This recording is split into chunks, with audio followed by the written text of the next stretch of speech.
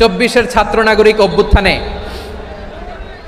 এই অভ্যুত্থান যখন শুরু হয় আমি তখন সাউথ আফ্রিকাতে একটা স্ট্যাটাস দিয়েছিলাম, কোটা নয় গোটা দেশ সংস্কার করা লাগবে। শুধু বাংলাদেশ নয়, সারা বিশ্বের বাংলা ভাষাভাষী লোকেরা এই আন্দোলনের সাথে সমর্থন তারা করেছে, এটাকে সাপোর্ট করেছে, তারা সমর্থন দিয়েছে। আমাদের ইউনাইটেড আরব আমিরাতের বাংলাদেশি ভাইরা তারা সেখানে রাস্তায় নেমে এসেছিল, জানেন? ওইখানে ডেমনস্ট্রেশন করা যায় না, সেখানকার সরকার তাদেরকে যাবজ্জীবন দিয়েছিল। তখন আমাদের এই যে প্রধান উপদেষ্টা ডক্টর মোহাম্মদ ইউনূস সরাসরি G2G বলে, এটারে G2G, government to government, G2G, উনি চিঠি লিখলেন যে তাদেরকে, ইউর হাইনেস, হে সম্মানিত আমির, আপনি আমার এই চিঠির কারণে আমার সম্মানে এই 53 জন বাংলাদেশিকে মাফ করে দেন। এই চিঠির বদৌলতে বেকসুর খালাস পেয়ে গিয়েছিল আমাদের ভাইরা, জানেন না এই ঘটনা আপনারা? তাহলে গভর্নমেন্ট টু গভর্নমেন্ট চিঠি দেওয়া হয়। 7ম হিজরিতে বিষ্ণু ইসা ইসলাম সব সুপার পাওয়ারের কাছে চিঠি দিলেন, রোমান সম্রাটের কাছে, পারস্য অধিপতির কাছে, মিশরের অধিপতির কাছে, সবার কাছে চিঠি লিখলেন। চিঠির ভাষা ছিল এরকম, মিন মুহাম্মাদিন রাসূলিল্লাহ ইলা মুকাওকিস আযীমিল কিবত, মুহাম্মদ রাসূলুল্লাহর পক্ষ থেকে মিশরের বাদশার কাছে, আসলিম তাসলাম, ইসলাম মানো শান্তিতে থাকবা, সালামুন আলা মান ইত্তাবা আল হুদা, শান্তি তার জন্য যে হেদায়েতের অনুসরণ করে। সুবহানাল্লাহ পড়েন। তো এই চিঠি অনেকে ভালোভাবে রিসিভ করেছে, অনেকে এই চিঠি পাওয়ার পরে নবীর কাছে আবার ইন রিটার্ন উপহার পাঠিয়েছে। কি পাঠিয়েছে? উপহার। মিশরের বাদশাহ মুকাওকিস তিনি বিশ্বনবীকে বিশাল এক উপহারের ডালি পাঠিয়েছেন। মিশরের বাদশাহ মুকাওকিস ছিলেন ধর্মে খ্রিস্টান। লালমনিরহাটের ভাইয়েরা আওয়াজ করে বলেন, মিশরের বাদশাহ ধর্মে কি ছিল? খ্রিস্টান। কি উপহার দিয়েছিল আমার নবীকে? শুনতে মনে চায়? আওয়াজ নাই লালমনিরহাটের গলায়,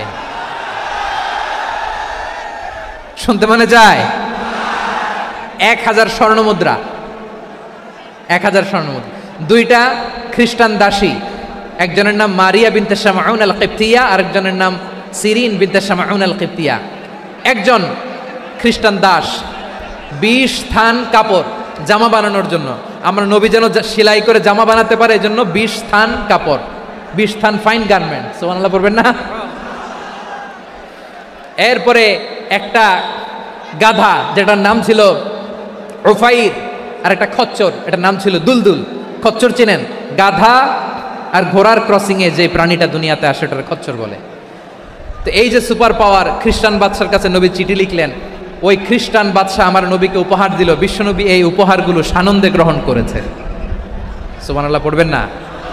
তাহলে অমুসলিম কেউ যদি আপনাকে উপহার দেয়, হালাল উপহার হলে আপনি গ্রহণ করতে পারবেন। অনুরূপভাবে পারস্যের বাদশাহ, রোম সম্রাট বিশ্বনবীকে উপহার পাঠিয়েছেন, আমার নবী সবগুলো উপহার গিফট গ্রহণ করেছেন। সুবহানাল্লাহ বলেন। তাহলে প্রিয় লালমনিরহাট আওয়াজ করে বলুন, ইসলাম কি ন্যারো মাইন্ডেড রিলিজিয়ন না ব্রড মাইন্ডেড? আম্মাজান আয়েশার কাছে মাসালা জানতে চায় মেয়েরা, হে আম্মাজান, অগ্নি উপাসকেরা তাদের ঈদের দিন নওরোজের সময় আমাদেরকে পাখি দেয়, নেওয়া যাবে? উনি বললেন, ওরা জবাই করে দিলে নেওয়া যাবে না, কিন্তু ওরা যদি ফলমূল এরকম খাবার দেয় এগুলো নেওয়া যাবে। তার মানে অমুসলিমদের দেয়া উপহার এটা গ্রহণ করা যায়। সুবহানাল্লাহ বলেন।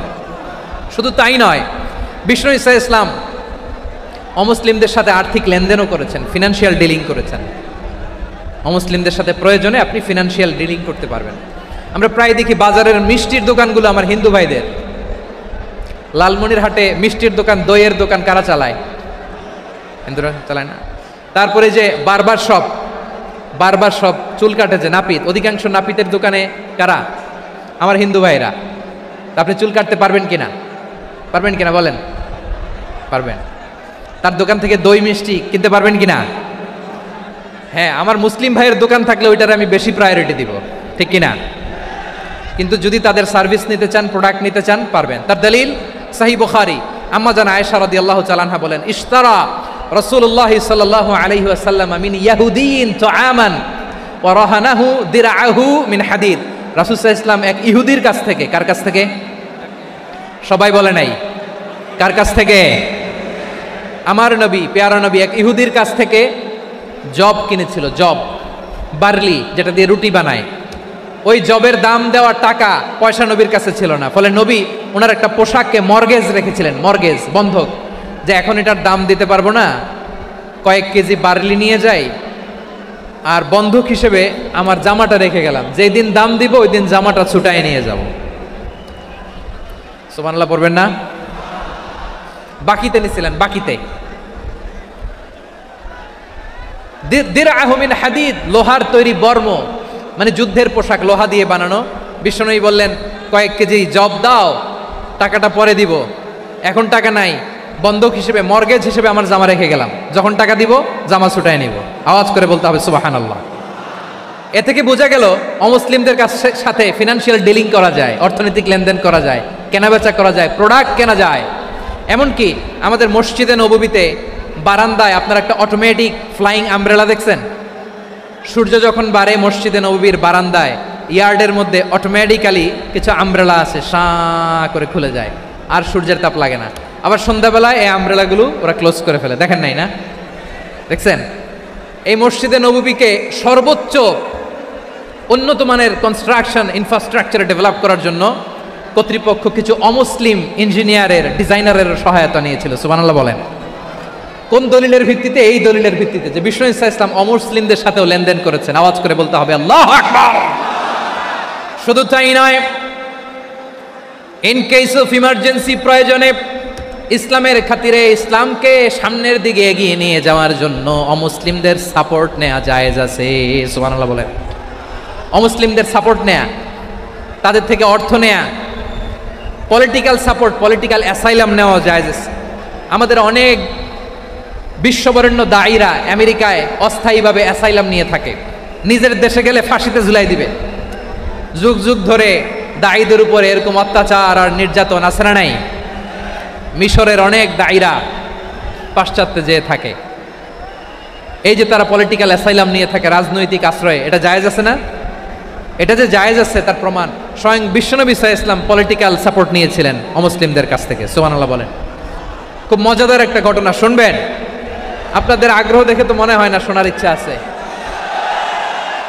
বিশ্বনবীর বয়স তখন প্রায় 51 বছর। কত বছর? বিশ্বনবীর সবচেয়ে কাছের মানুষ খাদিজা রাদিয়াল্লাহু তাআলা আনহা ইন্তেকাল করেছেন। বিশ্বনবী বড্ড কষ্ট পেলেন, হৃদয়টা ভেঙে খান খান। যিনি ঘরের ভেতরে বিশ্বনবীকে সান্ত্বনা দিতেন, ভালোবাসা দিতেন, বাইরে গেলে কুরাইশরা বকাঝকা করে, অত্যাচার করে, কিন্তু আম্মাজান খাদিজা রাদিয়াল্লাহু তাআলা আনহা ঘরটারে এমন শান্তির নীড় বানায় রেখেছেন, এই ঘরের ভিতরে ঢুকলে বিশ্বনবীর কলিজাটা ঠান্ডা হয়ে যেত। এজন্য রব্বুল আলামিন বলেন, খাদিজা, ও আমার বান্দি খাদিজা, জান্নাতে এমন স্পেশাল একটা ঘর আমি তোমার জন্য রেডি করে রেখেছি। ওই ঘরের মধ্যে কোনো আওয়াজ নাই, ওই ঘরের মধ্যে কোনো নয়েজ নাই, ওই ঘরে কোনো বিশৃঙ্খলা নাই। কারণ মক্কার জমিনে আমার নবী কুরাইশদের বিশৃঙ্খলা, নয়েজ আর ঝামেলাগুলোকে উপেক্ষা করে যখন তোমার ঘরের ভিতরে ঢুকতো, ঘরটারে তুমি শান্তির নীড়, ঠান্ডা, নীরব, নিস্তব্ধ, নিঝুম আর শান্তির নীড় বানিয়ে রেখেছো। এজন্য জান্নাতে স্পেশাল একটা শান্তির নীড় আমি তোমারে উপহার দেব। ওই প্রিয়তমা স্ত্রী খাদিজা ইন্তেকাল করলেন, বিশ্বনবীর হৃদয় ভেঙে খান খান। আবার ওনার চাচা আবু তালেব ইন্তেকাল করলেন, যিনি পলিটিক্যাল শেল্টার দিতেন নবীকে। কে দিতেন? আবু তালেবের ভয়ে, বিশ্বনবীর এই চাচার ভয়ে কোনো মুশরিক নবীর গায়ে হাত দেওয়ার সাহস পায় নাই। এখন স্ত্রীও নাই, চাচাও নাই, নবীকে আশ্রয় দেওয়ার কেউ নাই, নবীর চারদিকে অন্ধকার। নবী এখন কই যাবেন? আমার পেয়ারা নবী নতুন স্টেশন খুঁজতেছেন, নতুন দাওয়াতি প্ল্যাটফর্ম খুঁজতেছেন। তিনি যায়েদ বিন হারেসা রাদিয়াল্লাহু তাআলা আনহুকে নিয়ে মক্কার পাশের একটা নেইবরিং সিটি তায়েফে চলে গেলেন। কোথায় চলে গেলেন? লালমনিরহাটের ভাইয়ের আওয়াজ করে বলেন, কোথায় গেলেন? তায়েফে চলে গেলেন দিনের দাওয়াত দেওয়ার জন্য। কি দেওয়ার জন্য? নাকি জমি কিনতে গেছিলেন? জমি কিনতে? দুনিয়ার যশ খ্যাতির জন্য? নিজের কোনো লাভের জন্য? তায়েফবাসীদেরকে জাহান্নামের আগুন থেকে বাঁচানোর জন্য। আওয়াজ করে বলতে হবে ঠিক কিনা? বিশ্বনবী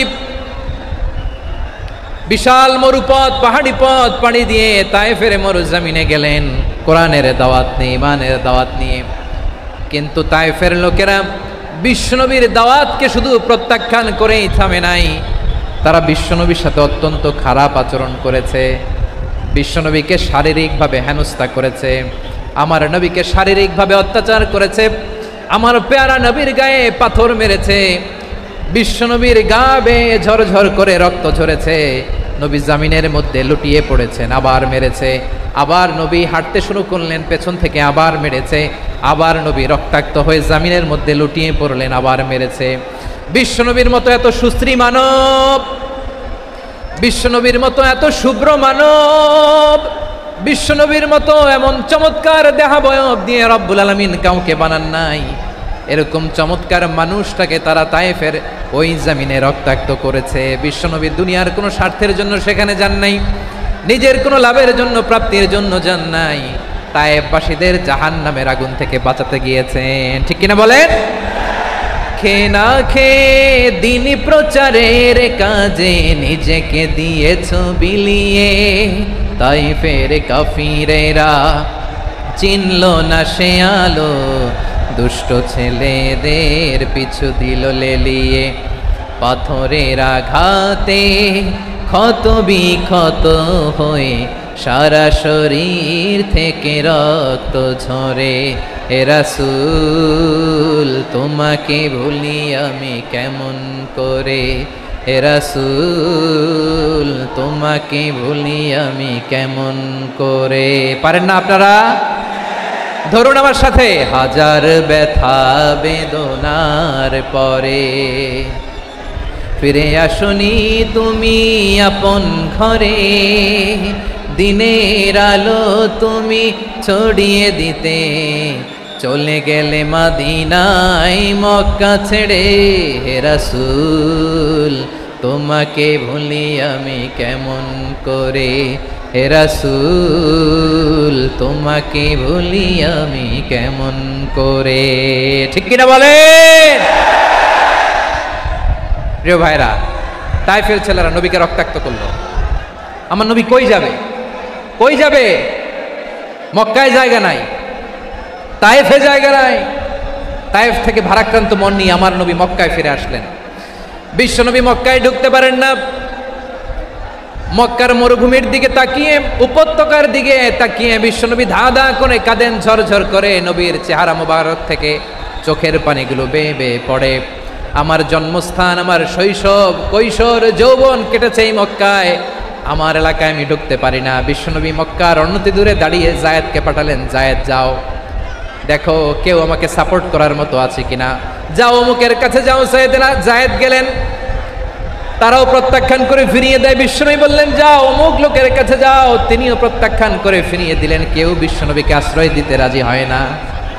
নিজ জন্মভূমিতে বিতাড়িত বিশ্বনবী, সর্বশেষ বিশ্বনবী বললেন যাও মুতঈম ইবনে আদির ঘরে যাও। মুতঈম ইবনে আদি মুশরিক, তার কাছে যাও। গেলেন, মুতঈম ইবনে আদি রাজি হয়ে গেল। সুবহানাল্লাহ বলেন। দেখেন অনেক বিপদের সময়ও আমি নিজে সাক্ষী, সামাজিকভাবে রাজনৈতিকভাবে কত ঝঞ্ঝা, কত ষড়যন্ত্র, কত কনস্পাইরেসি পাড়ি দিয়ে আমাদেরকে সামনে এগিয়ে যেতে হয়। এই শত্রুদের ভেতরেও একজনকে দাঁড় করিয়ে দেয় যে আল্লাহর কোরআনের জন্য রেডি হয়ে যায়। পড়েন সুবহানাল্লাহ। মুতঈম ইবনে আদি, আল্লাহ তার মনকে নরম করে দিলেন। মুতঈম বলে মুহাম্মদ আমি তোমাকে আশ্রয় দিব। তার দুই ছেলেকে পাঠালেন, যাও খোলা তলোয়ার নিয়ে, স্কট দিয়ে, গার্ড অফ অনার দিয়ে মোহাম্মদকে মক্কায় ঢুকাও, আর বলো আমি আমান দেব। আমান কি দিব? আমান মানে সিকিউরিটি, নিরাপত্তা। সিকিউরিটি ছাড়া, আমান দেওয়া ছাড়া কেউ থাকতে পারতো না মক্কায়। দুই ছেলে বিষ্ণু ইসা ইসলামকে নিয়ে আসলো। নবী কাবার চারদিকে তাওয়াফ করলেন, নামাজ পড়লেন। আবু জাহেল, উতবা, শাইবা, ওয়ালিদ ইবনে মুগিরা সবাই দেখে, কেউ কিছু করতে পারে না। কারণ মুতঈম ইবনে আদি ঘোষণা দিয়েছেন আমি মুহাম্মদকে আমান দিয়েছি, মুহাম্মদের গায়ে যেন কেউ স্পর্শ না করে। আওয়াজ করে পড়েন সুবহানাল্লাহ। নবীর এই বিপদকালে মুহূর্তে মুতঈমের হৃদয়টারে নরম করে দিল কে? আচ্ছা লালমনিরহাটের ভাইরা বলেন, এই মুতঈম কি মুসলিম ছিল না মুশরিক? সবাই বলতে হবে মুসলিম না মুশরিক? তাহলে মুশরিকের কাছ থেকে নবী পলিটিক্যাল অ্যাসাইলাম, আধুনিক রাষ্ট্রবিজ্ঞানের ভাষায় পলিটিক্যাল অ্যাসাইলাম, যেটাকে বলে রাজনৈতিক আশ্রয়, ওনার আমান বা নিরাপত্তার এই ঘোষণায় তিনি মক্কায় ঢুকলেন। যতদিন নিরাপত্তা ছিল ছিলেন। মুতঈম যখন মারা গেল, বিষ্ণু ইসলাম হিজরত করে মদিনায় চলে গেলেন। সুবহানাল্লাহ। কিন্তু মুতঈম যে বিশ্বনবীর উপকার করছে এটা বিশ্বনবী ভুলে নাই। আমাদের অনেকে আছে উপকার করার পরে আর খেয়াল থাকে না, খাওয়ার পরে গলা দিয়ে নামলে আর খেয়াল থাকে না। এরকম আছে না নাই? আমার নবী ভোলে নাই।